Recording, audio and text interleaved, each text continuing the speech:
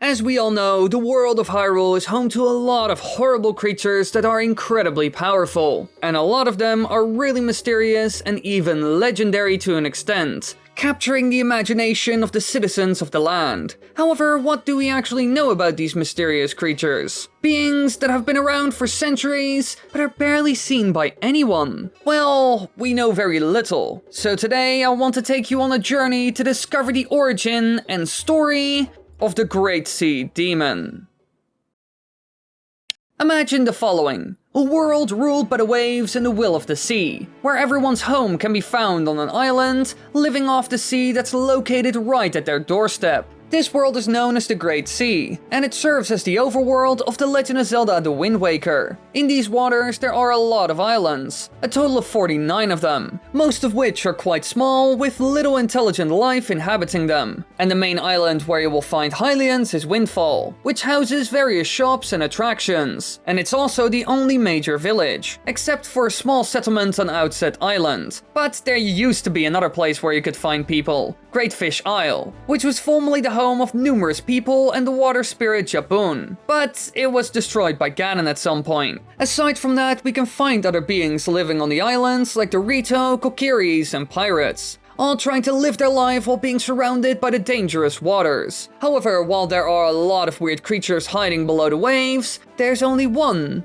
that is feared by everyone. An ancient sea demon that could be found in the Great Sea for many years, unaffected by the evil and good forces around it. The mighty Big Octo, a gigantic water creature that attacks all. It is said that there are 6 of these legendary giant squids in different reaches of the Great Sea, just waiting there. And when an unexpected ship full of sailors just passes by, they create tremendous currents to try and sink them. The waves would damage the boat and slowly but surely pull it to the middle of the cyclone-like currents, dragging it down into the depths, never to be seen again. The only way you can escape this beast is by shooting all of its weak spots, which are its eyes. Any projectile will do, as long as you beat it before being completely sucked in. However, while the stories of these creatures are well known, almost no one ever sees one. And that's because a Big Octo cannot be seen until it rises out of the water. But there's always a large flock of seagulls circling above them, so there's at least one way of spotting them. And if you do encounter one of these beasts, your chances of survival are rather low, since almost no one lives to tell the tale. Because as soon as one surfaces, the huge whirlpool that it creates slowly pulls you in, and you will most likely meet your end at that point. However, in the world of the Great Sea, there's one mystical chart that shows where all these beasts can be found. But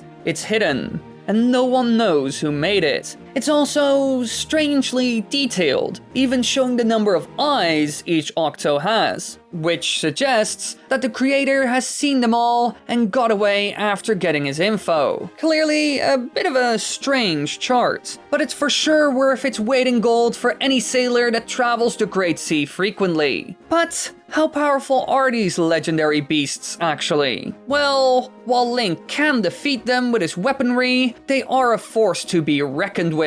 Because one of the Big Octos that is found near Two Eye Reef was able to trap a great fairy in its clutches, and Link was the only one in the world that was able to free her. So these mighty creatures can probably be placed somewhere in the deity category, since it was able to capture a great fairy, making it quite strong to say the least. However, now that we know a lot about these terrifying sea demons, what is their origin actually? Because, as most of you know, the Great Sea used to be the wonderful world of Hyrule. Until, on one fateful day, it was flooded to stop the great evil known as Ganondorf from taking over. So where did these gigantic creatures come from then? Well, we probably saw an ancestor of it in the game that came before, Ocarina of Time. Here we actually see a creature with the same name that could have evolved into the ones we see in The Wind Waker. However, the Big Octo we see in this game is a bit different. The creature made its home inside of Jabu Jabu's belly, and it acts as a mini-boss there. Overall, this is quite an easy boss fight as long as you know what you're doing, because if you have never fought him before,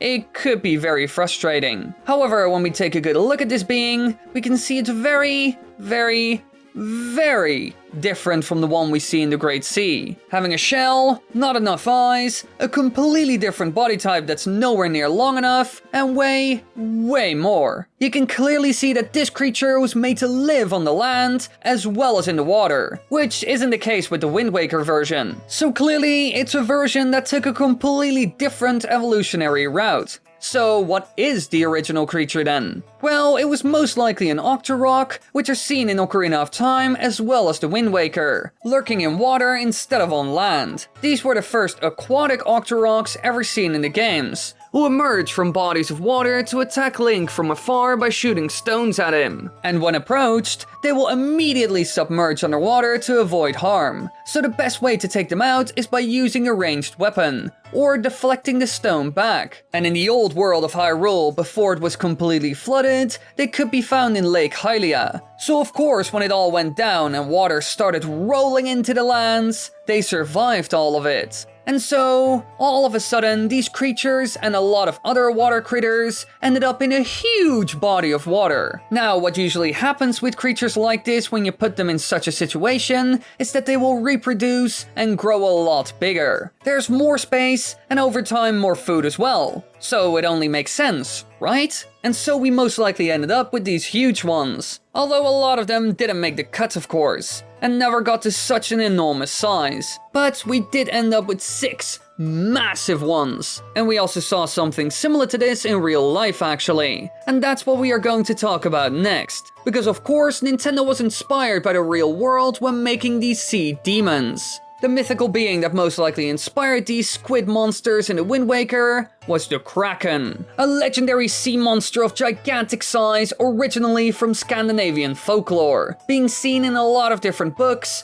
movies, shows, and games. Now, according to the old Norse sagas, the Krakens dwell off the coast of Norway and Greenland and terrorize nearby sailors, attacking boats and taking out everyone that's found on the ship, dragging them down to the depths of hell. Now, over the years, many authors have suggested that the legend may have originated from sightings of giant squids. Now, originally, the story came from someone who was returning from Greenland around the year 1250. Now, this anonymous author of the old Norwegian natural history work known as this, I can't pronounce this, hell up, just look at it, described in detail the physical characteristics and feeding behavior of these beasts. The narrator proposed that there must be only 2 in existence, stemming from the observation that the beasts have always been sighted in the same parts of the Greenland Sea, and that each of them seemed incapable of reproduction, as there was no increase in their numbers. Now, it could be that they speculated about these creatures long before this,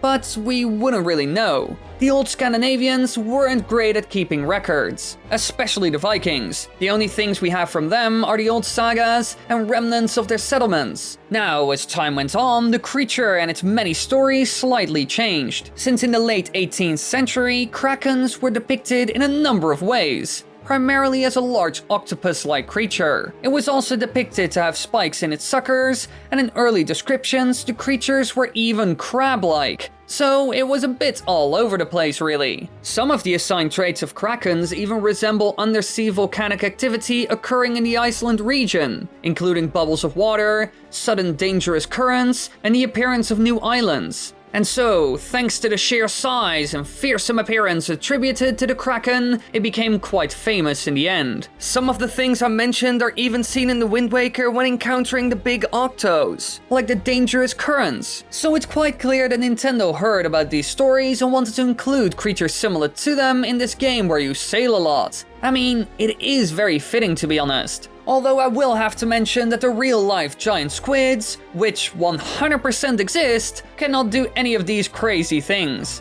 Those may grow to 15 meters or 50 foot in length, are found 300 meters or 1,000 feet below sea level, and feed on any fish or octopus they can find down there by grabbing it with their tentacles and shred them apart with their beak-like mouth and tongue. The only really accurate things from all those stories is their size and the fact that they live in extremely cold waters. So the real thing is quite different from what we see in Pirates of the Caribbean and The Legend of Zelda: The Wind Waker. But now we finally know where these evil, dangerous sea demons from the depths of the Great Sea really come from, both in game and in real life. In the world of Hyrule, there always were hostile squid monsters lurking in the lakes and waters found across the land, ready to strike at any moment. And when the rulers of Hyrule made a great mistake that forced them to flood the entire kingdom, the Octoroks were able to climb up the food ladder. Well, some of them at least. Those early years in the Great Sea were probably tough, and only a very small amount of them ended up becoming these huge monsters, just like we saw in real life. But instead of attacking innocent sailors in our world, they haunt the depths of the enormous seas of the world.